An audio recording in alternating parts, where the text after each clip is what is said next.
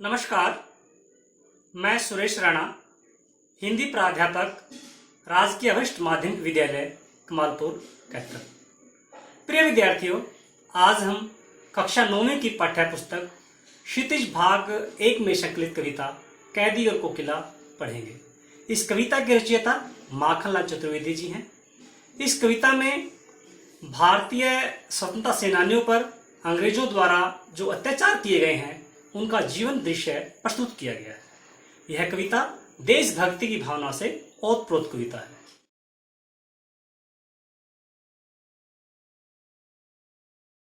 कैदी और कोकिला कविता पढ़ने से पहले सबसे पहले हम बात करते हैं कैदी और कोकिला कविता के रचनाकार, इस कविता के कवि माखनलाल चतुर्वेदी की। माखनलाल चतुर्वेदी का जन्म मध्य प्रदेश के होशंगाबाद जिले के बाबई गांव में 1889 में हुआ। मात्र 16 वर्ष की अवस्था में ही वे शिक्षक बने। बाद में अध्यापन कार्य छोड़कर उन्होंने प्रभा पत्रिका का संपादन शुरू किया। वे देशभक्त कवि एवं प्रखर पत्रकार थे।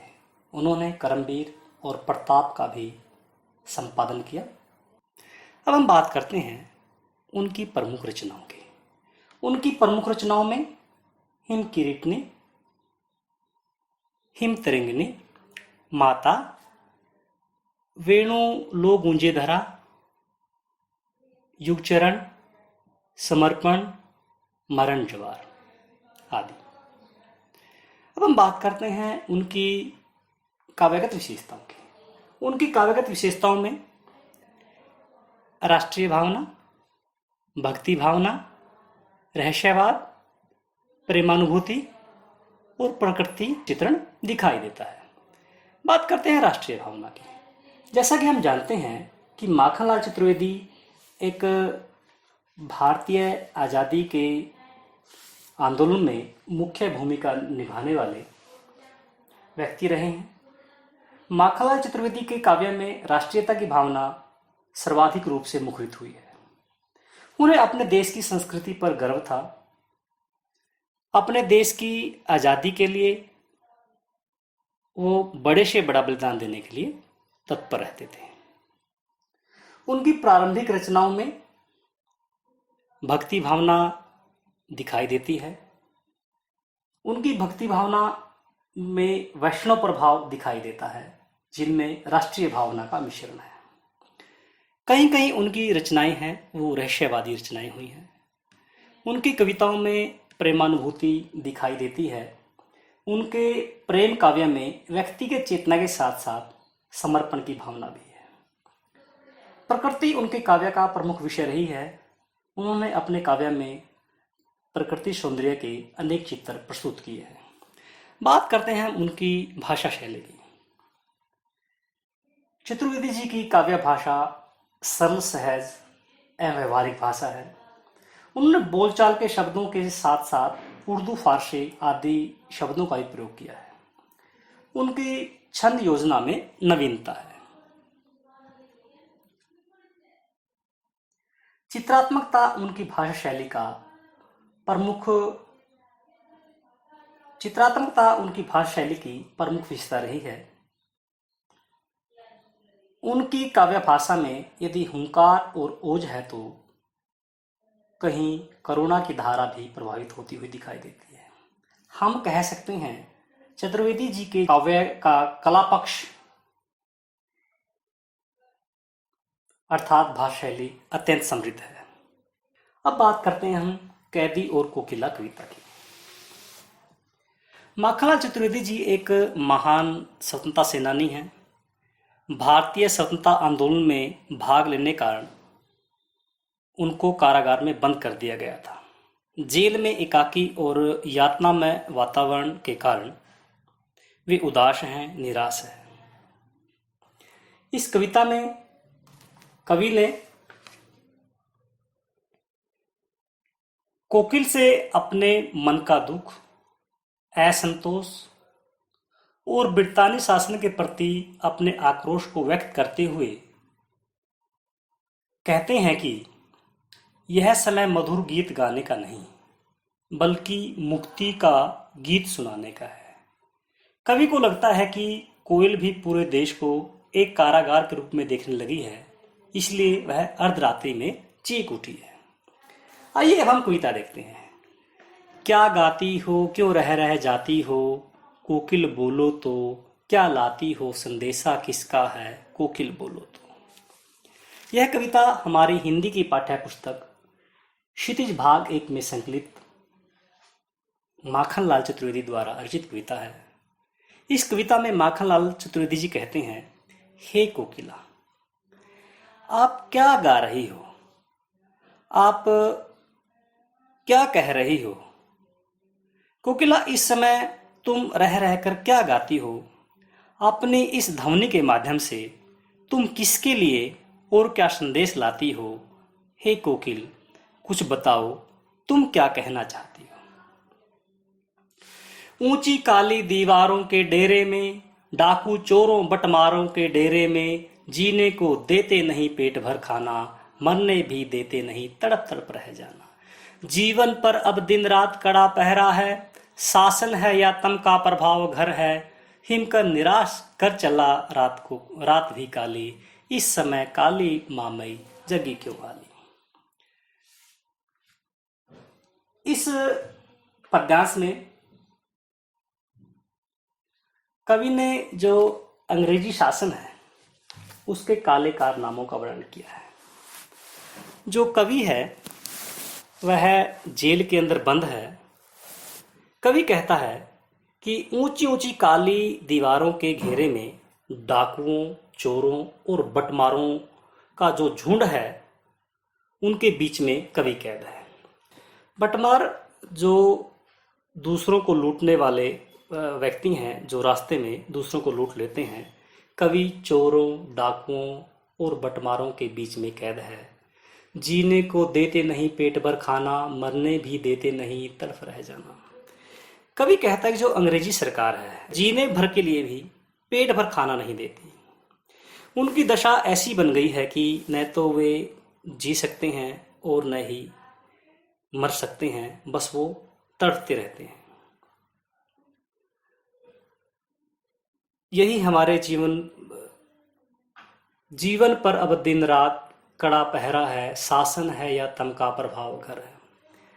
जो कवि है और जो उनके साथी हैं वो जेल के अंदर बंद हैं, उन पर बहुत ही कड़ा पहरा लगा दिया गया है। अंग्रेजी शासन का जो प्रभाव है वह गहरे अंधकार के प्रभाव के समान है। कहने का तात्पर्य यह है कि जिस प्रकार अंधकार में कुछ नहीं सूझता, उसी प्रकार अंग्रेजी शासन में किसी को न्याय मिलने की उम्मीद नहीं होती। हिमकर निराश कर चला रात भी काली। हिमकर चंद्रमा भी चला गया है, अर्थात रात्रि भी बीत चुकी है। इस समय काली मामई जगी की वाली। इस अंधकार के समय में, हे काले रंग की कोयल, तू इस अंधेरी रात में क्यों जाग रही है। तुझे क्या चिंता है, तुझे क्या गम है। यहाँ पर ध्यान देंगे, हिमकर निराश कर चला रात भी काली। हिमकर चंद्रमा भी चला गया है। यहाँ पर मानवीकरण अलंकार का प्रयोग किया गया है, क्योंकि जो चंद्रमा है वह मनुष्य जैसी क्रिया करता हुआ प्रतीत होता है। क्यों हुक पड़ी वेदना बोझ वाली सी, कोकिल बोलो तो, क्या लूटा मृदुल वैभव की रखवाली सी, कोकिल बोलो तो। क्या हुई बावले अर्धरात्रि को चीखी, कोकिल बोलो तो। किस दावा नल की ज्वालाएं हैं देखी, कोकिल बोलो तो। क्यों हुक पड़ी वेदना बोझ सी वाली। माखनलाल चतुर्वेदी जी आधी रात के समय में कोयल की पीड़ा भरी आवाज सुनकर मुझसे पूछते हैं, हे कोयल, तू इस प्रकार पीड़ा के बोझ से दबी हुई आवाज में क्यों बोल रही हो। बताओ, क्या तूने किसी को लूटते हुए देखा है। क्या लूटा मृदु वैभव की रखवाली सी, कोकिल बोलो तो।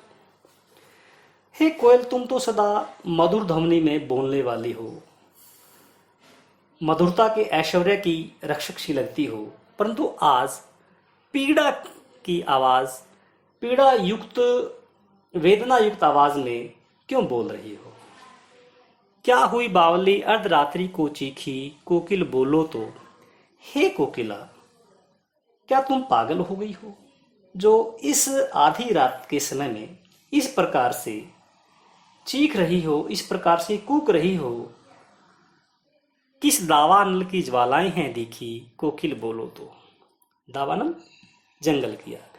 हे कोकिला, क्या तुम्हें कहीं जंगल में लगी आग की लपटें तो दिखाई नहीं दी, जिन्हें देखकर तुम इस प्रकार से कूक रही हो?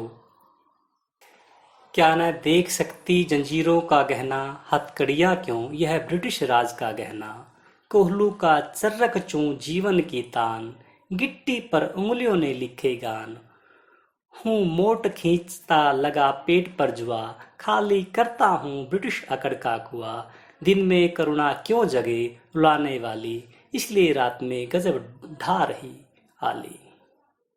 इन पंक्तियों में कवि ने ब्रिटिश शासन की जो भारतीय स्वतंत्रता सेनानी हैं उनके प्रति जो उन्होंने क्रूर और अमानवीय व्यवहार किया है उसका चित्रण किया है। अंग्रेज जो भारतीय स्वतंत्रता सेनानी थे उन्हें कड़ी से कड़ी सजाएं देते थे। क्या न देख सकती जंजीरों का गहना, हथकड़ियां क्यों यह ब्रिटिश राज का गहना। माखनलाल चतुर्वेदी जी कहते हैं कि हे कोकिला, क्या तुम जो अंग्रेजी सरकार ने उन्हें जंजीरों गहने पहनाए हुए हैं वो नहीं देख सकती? ये हथकड़ियां जो हमने पहनी हुई हैं यही तो ब्रिटिश राज्य के गहने हैं जो वह भारतीयों को पहनाते हैं। कहने का तात्पर्य यह है कि जो ब्रिटिश शासक हैं भारतीय स्वतंत्रता सेनानियों के पैरों में बेड़ियां और हाथों में हथकड़ियां डाल देते थे। कोहलू का चरकचू जीवन की तान। जेल के अंदर जो भारतीय आज़ादी के दीवाने, देश को आज़ाद कराने के लिए अपना जीवन न्यौछावर करने वाले जो देशभक्त स्वतंत्रता सेनानी हैं, जो ब्रिटिश शासन है वह उनसे कोहलू चलवाता था। कोहलू के चलने से जो चरकचू की ध्वनि है वह निकलती थी, वह उन देशभक्तों को उनके जीवन की तान लगती है। गिट्टी पर उंगलियों ने लिखे गान, हूँ मोट खींचता लगा पेट पर जुआ, खाली करता हूं ब्रिटिश अकड़ का कुआ। स्वतंत्रता सेनानी मिट्टी पर अपनी उंगलियों से ही देशभक्ति के गीत लिखते हैं। कवि कहता है कि मैं पेट पर जुआ लगाकर मोट खींचता हूं, अर्थात कुएं से पानी निकालता हूं। जब मैं कुएं से पानी निकालता हूं तो मुझे ऐसा लगता है कि मैं ब्रिटिश सरकार की अकड़ का कुआं खाली कर रहा हूं, अर्थात ब्रिटिश सरकार में जो अहंकार है, जो घमंड है, जो अकड़ है, उसके कुएं को खाली कर रहा हूं। दिन में करुणा क्यों जगे रुलाने वाली, इसलिए रात में गजब ढा रही आली। कवि कहता है कि दिन में हम करुणा के भाव को चेहरे पर व्यक्त नहीं कर पाते, ताकि अंग्रेजी शासन यह न समझ ले कि हम टूट चुके हैं, इसलिए रात में गजब ढा रही आली। हे कोकिला, तुम इस प्रकार से रात में चीख करके वेदना के स्वर पैदा करके रात में गजब क्यों ढा रही हो? इस शांत समय में अंधकार को बेध रो रही हो क्यों? कोकिल बोलो तो चुपचाप मधुर विद्रोह बीच इस भांति बो रही क्यों हो? कोकिल बोलो तो। कवि कहता है कि रात का जो समय है वह बहुत ही शांत समय है। इस शांत समय में वो जब चारों ओर अंधकार छाया हुआ है, इस शांत समय में और गहन अंधकार को चीरती हुई क्यों रो रही हो? इस विषय में कुछ तो बताइए। तुम तो हमेशा ही मधुर गीत गाती हो, हे कोकिला, बताइए कि इस मधुर गीतों में किस प्रकार से आप विद्रोह के बीज बो रही हो।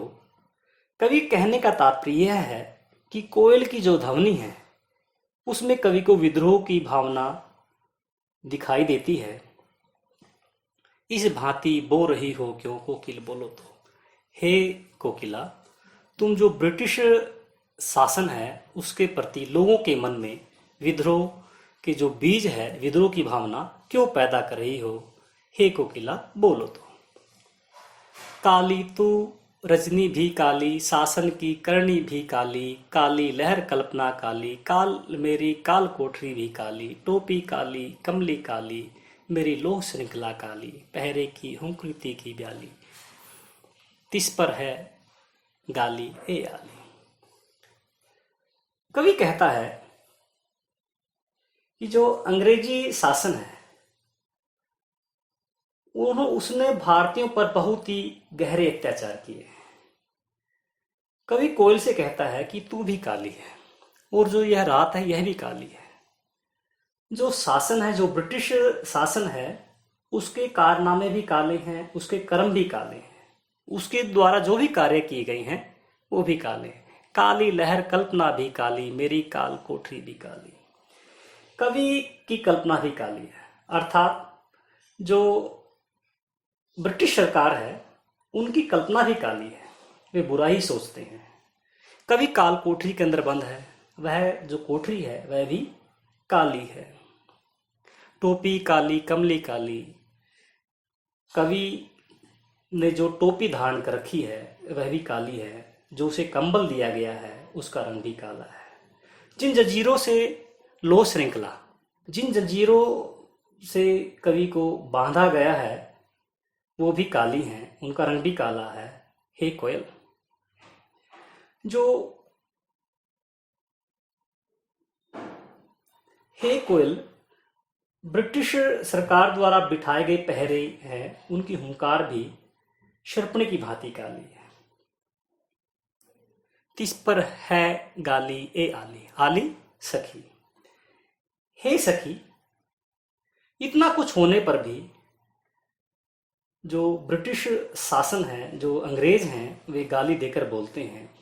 किंतु इस काले संकट रूपी सागर के लहराने पर, अर्थात जीवन पर संकट मंडराते रहने पर भी हमें मरने की, अर्थात बलिदान देने की मस्ती छाई हुई है। हे कोयल, तुम बताओ, इन चमकीलों गीतों को इस काले वातावरण पर इस प्रकार तैराती हो, मुझे इस बात का। इस काले संकट सागर पर मरने की मदमाती, कोकिल बोलो तो, अपने चमकीले गीतों को क्यों कर हो तैराती, कोकिल बोलो तो। कवि कहता है, हे कोकिला, कुछ तो बताइए। जो यह पूरे भारतवर्ष पर संकट आया हुआ है, हम अंग्रेजों के गुलाम हैं, उनकी यातनाएं सहन कर रहे हैं, फिर भी हम अपने देश की आज़ादी के लिए मर मिटने को तैयार हैं। हम देश पर बलिदान देने के लिए तैयार हैं। हम सब पर देश के लिए बलिदान देने की मस्ती छाई हुई है। हे कोयल, तुम बताओ कि अपने चमकीले गीतों को इस काले वातावरण पर किस प्रकार तैराती हो। मैं यह बात जानना चाहता हूं।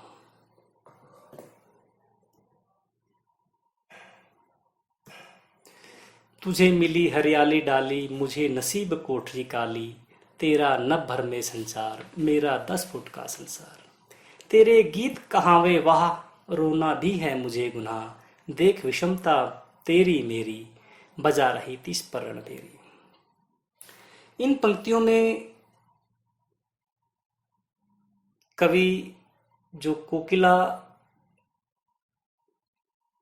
की स्थिति है और कवि की स्थिति है उनमें अंतर स्पष्ट करता है कि वो किस प्रकार से उनके जीवन में अंतर है। कोयल हरी भरी टहनी पर बैठी हुई है और जो कैदी है उसका भाग्य काल कोठरी है। तुझे मिली हरियाली डाली, मुझे नसीब कोठरी काली। हे कोकिला, तुझे बैठने के लिए हरी भरी टहनी मिली हुई है और मेरे भाग्य में यह काल कोठरी लिखी हुई है। मैं कारागार में बंद हूँ, तेरा नभ भर में संचार। तू आकाश में उड़ने के लिए दूर तक जा सकती है, उड़ने के लिए सारा आकाश तुम्हारा है, मेरा 10 फुट का संसार। जबकि मुझे केवल 10 फुट की काल कोठरी में अपना जीवन व्यतीत करना पड़ता है। तेरे गीत कहावे वाह, रोना भी है मुझे गुनाह। जब कोयल गाती है तो उसके गीतों की सराहना की जाती है, किंतु जब मैं रोता हूँ तो मेरा रोना भी अपराध माना जाता है, गुनाह माना जाता है। देख विषमता तेरी मेरी, बजा रही तिस पर रणभेरी। दोनों के जीवन में बड़ा ही अंतर है। तो इस विषमता को देखते हुए भी रणभेरी बजा रही है, युद्ध का नगाड़ा बजा रही है। कवि पूछता है कि हे कोकिला, तुझे तो हरी भरी डाली मिली हुई है, इस हुंकृति पर अपनी कृति से कहो और कहो क्या कर दूं। कोकिल बोलो तो मोहन के व्रत पर प्राणों का आसव किस में भर दूं। कोकिल बोलो तो। कवि कहता है इस हुंकृति पर। हुंकृति का तात्पर्य है इस हुंकृति पर अपनी कृति से और कहो क्या कर दूं। कवि कहता है कि मैं अपनी रचना से क्या कर सकता हूं, अर्थात अपनी जो काव्य रचनाओं के माध्यम से अंग्रेजी शासन के विरुद्ध भारतीय जनता में किस प्रकार से विद्रोह की भावना भर सकता हूं। हे कोकिल बोलो तो, हे कोकिला बताइए, तू ही बताओ, मोहन के व्रत पर प्राणों का आसव किस में भर दूं। मोहन अर्थात महात्मा गांधी, मोहनदास करमचंद गांधी ने यह व्रत लिया है कि हम जल्दी ही आज़ादी प्राप्त करेंगे, हमारा देश आज़ाद होगा, स्वतंत्रता प्राप्ति का व्रत लिया हुआ है। मैं इस व्रत पर अपने प्राणों का आनंद किस में भर दूं। हे कोकिला बोलो तो। हम बात करते हैं इस कविता के भाव सौंदर्य की। यह कविता भारतीय स्वाधीनता सेनानियों के साथ जेल में किए गए दुर्व्यवहारों और यातनाओं का मार्मिक साक्ष्य प्रस्तुत करती है। कोकिला को एक प्रतीक के रूप में प्रयोग किया गया है। माखनलाल चतुर्वेदी जी कोयल के माध्यम से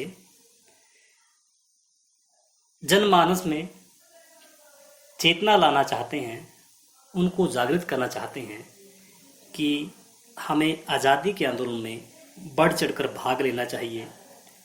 जो जेल में कैदी हैं, काल कोठरियों में बंद हैं, उन पर ब्रिटिश सरकार किस प्रकार से अत्याचार करती है, उनको किस प्रकार से 10 फुट की काल कोठरी में कैद किया हुआ है।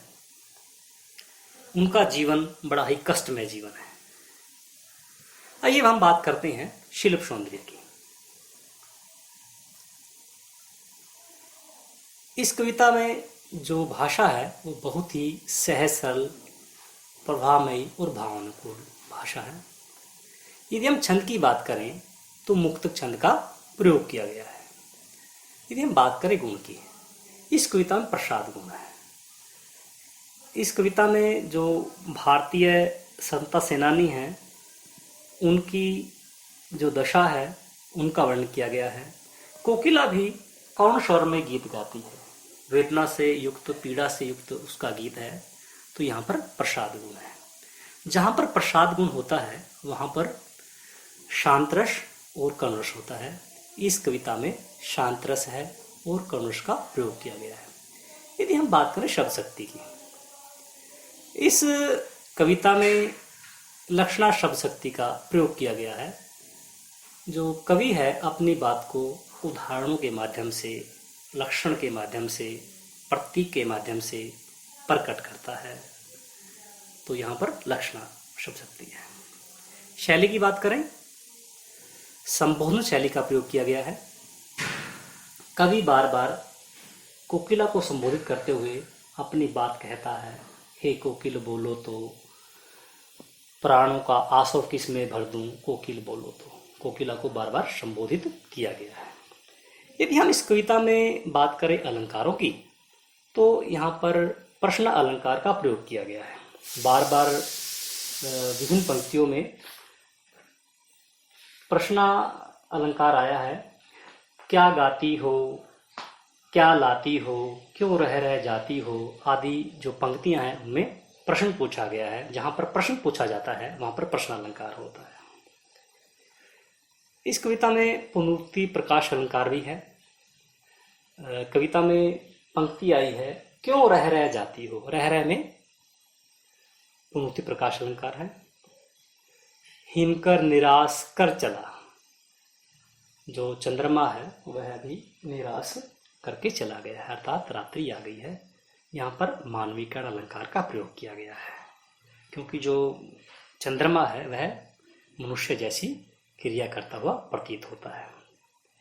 इस कविता में रूपक अलंकार संकट सागर, यहाँ पर रूपक अलंकार है। यदि हम शब्दों की बात करें तो इस कविता में तत्सम, तद्भव, उर्दू आदि शब्दों का प्रयोग किया गया है।